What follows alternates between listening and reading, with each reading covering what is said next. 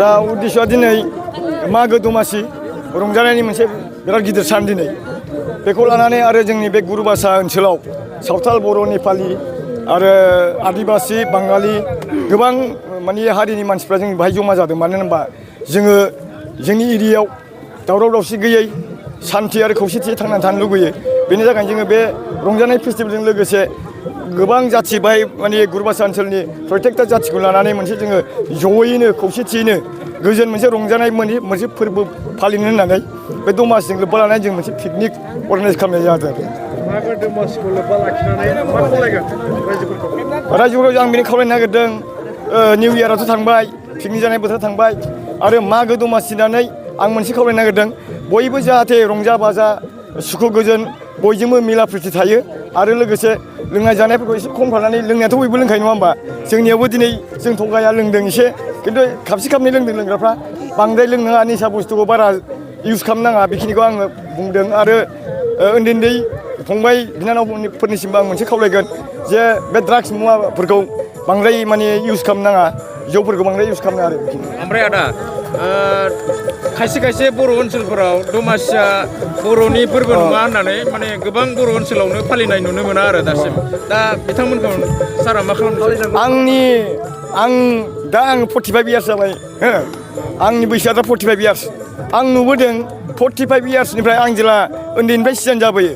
अब्लानिफ्रायनो आं दमासि बोथोरखौ बर'फोरखौ फालिनाय नुदों आरो खिन्थु जोङो फालियैयावसो जोङो खोमानानै लानाय बादि जादों नङा होमबा बेखौ आं उन्दैनिफ्राय नुबोदों बेखायनो आं सानो दमासिया जुदि बर'नि फोरबो नङाबा दमासि सोदोबानो थानाय नङामोन खोमा नङा होमबा बेखौ आङो बुजिदों आरो नोंथाङा सासे फावखुंगुर हिसाबै आरो माखासे आर्टिस्ट हिसाबै फाव खालामबोयो नाथाय नोंथांनि जानाखि बे बड'लेण्ड डायरि पार्ट 2 बेखौ माब्ला नुनो बड'लेण्ड डायरि पार्ट 2आ दा कालार सोलिगासिनो दं ओमफ्राय आफ्टार इफेक्ट माखासे बे पलि मिउजिक आरो बे गावनाय मानायफोर गुलि गनाय मानाय खालामनांगौ नालाय बे सोलिगासिनो दं मथा मथि सानथामनि गेजेराव जोबगोन ओमफ्राय आङो बेखौ 21 तारिखआव रिलिज खालामसिगोन आरो दिनैनि दिनाव मोनसे गोजोनथाव खौरां औ आसाम बड'लेण्ड आरो आसामल' नङा भारतनि गेजेरावनो 9टा स्टेटआव दमासि मागो फालियो बिथांमोनाबो गुबुन गुबुन मुं लानानै फालिदों दा बर'जों आसामजों बिथांमोननि बे मागो दमासि फालिनाया माबा मोनसे सोमोन्दो थानो हागौ नामा सोमोन्दोआ निश्चय दं खिन्थु बेवहाय मोनसे बेरखांदों गावबा गाव स्टेटआव गावबा गाव हारिमुखौ देखायो आरो बिसोरो जोङो नों उरिसानिफ्राय लानानै जुदि नायबोयोबा आसामसिम नुगोन आरो बेंगलिफ्राबो आजिखालि जों मागोमोन जों दमासि होनो भगालि बिहु होनो जायफोरनि एसामिसफ्रा बिसोरबो गावसिनियाव बे माबाखौनो मागो होननानै बिसोर फालियो आरो आं बेंगलावबो बहुत जायगायाव गिदिंबाय बिसोर गावसिनि गामसाखौ लानानै जों जेरै आर'नाइ लायो बिदिनो मोनसे जाथि कालचार दमासिखौ फालिसै आरो रायजोफ्रा गोबां रायजोफ्रा मिथिनो लुबैदों नोंथांनि गिबि फाव खालामजेननाय सावथुन एबा एलबामनि मुङा मा आं गिबि फाव खालामनायाथ' बावलांबाय फिल्मा सोरमोन ना सोर माने हु इंलिसाव SWR बे मागो दमासिखौ बयबो रायजो राजा फालिनांगौ होनना सानो नामा सार आंनि मथेबा बर'फ्रा फालिनांगौ खारन जोङो बेबादि फालियावनो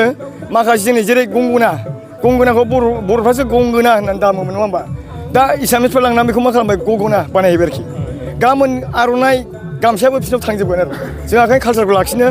प्रत्येकटा फेस्टिभेल जोंनि बड'लेण्ड ओनसोल बा आसामाव थागिबिफोरनि जेनोखि माने मा होनो थागिबिफोरनि हारिमु बेखौ जों लाखिलांबाय थायोबा निस्सय गाव गावनि जाथिया थांनानै थागोन बेखौ आं हास्थायो नोंथाङा दे गोदो आइसक्रिम जानो बिनानाव बे एलबामखौ माब्ला बानायामोन आइसक्रिम जानो बिनानाव एलबामा 2004 सोमोन खोमा 2003-4 बेबायदि आरो आं मोजाङै एक्जाक्ट गोसोआव गैला প্ৰথমতে আজি ভোগালী বিহুৰ সকলোকে মানে ধন্যবাদ জ্ঞাপন কৰিছোঁ আজি এই প্ৰগ্ৰামটো ৰখা হৈছে আমি সকলোৱে জনগোষ্ঠী এক হৈ মিলা প্ৰীতিৰে আমি বনভোজ খাবলৈ আহিছোঁ ইয়াতে নেপালী বড়ো আদিবাসী বেংগলী সকলোৱে মিলি কিনে ইয়াতে বনভোজ খাবলৈ আহিছোঁ